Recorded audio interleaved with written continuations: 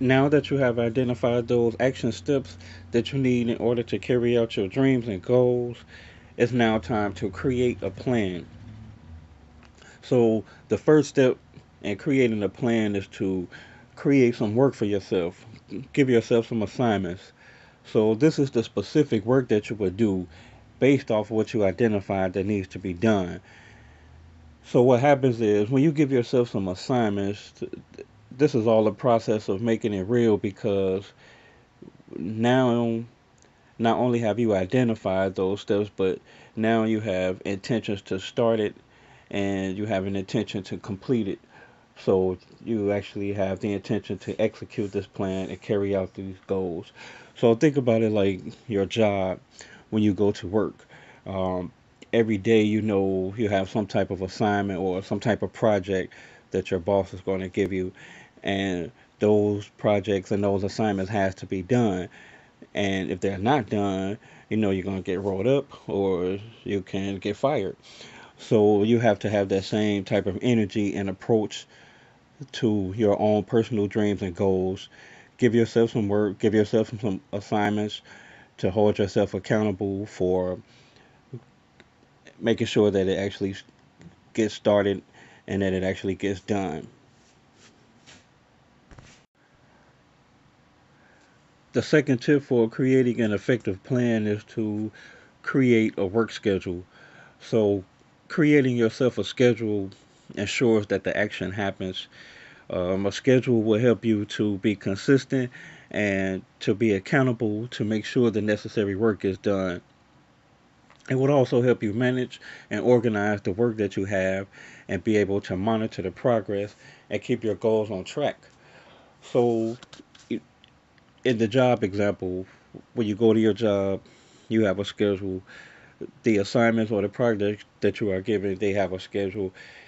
So, the schedule is necessary because if there's no time put to it, then anybody will just say, "Hey, I'll complete it whenever." And if you have something out there saying that you'll just complete it whenever, then it'll just go on and on and on with no solidified end date to close it and complete it and produce it.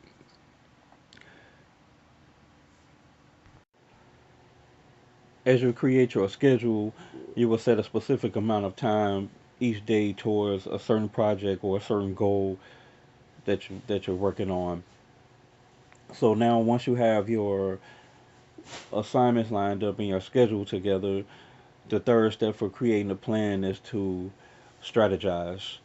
So now you want to be strategic about how you actually carry out this plan. And being strategic, you are actually positioning yourself for that success or positioning yourself to accomplish those goals. It's not magic, it's strategy. So this is when you determine how you're going to actually execute those action steps.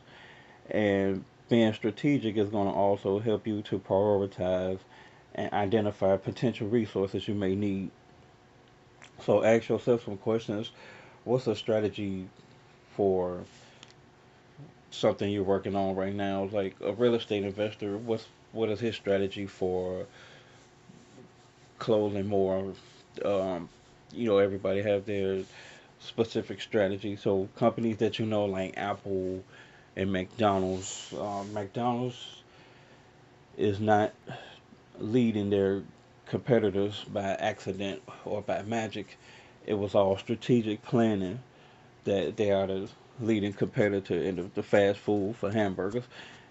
Apple is the leading competitor in technology products, and that's all because of strategic efforts that the masterminds behind it put into actually making that happen. So you want to be strategic in your approach and put everything together to make one good plan. That wraps up week 2. Thank you for watching. Let me know your comments, your feedback, your questions on social media at Nate Gray Zone. Share this with your friends and make sure you subscribe to the YouTube channel Nate Gray Zone TV.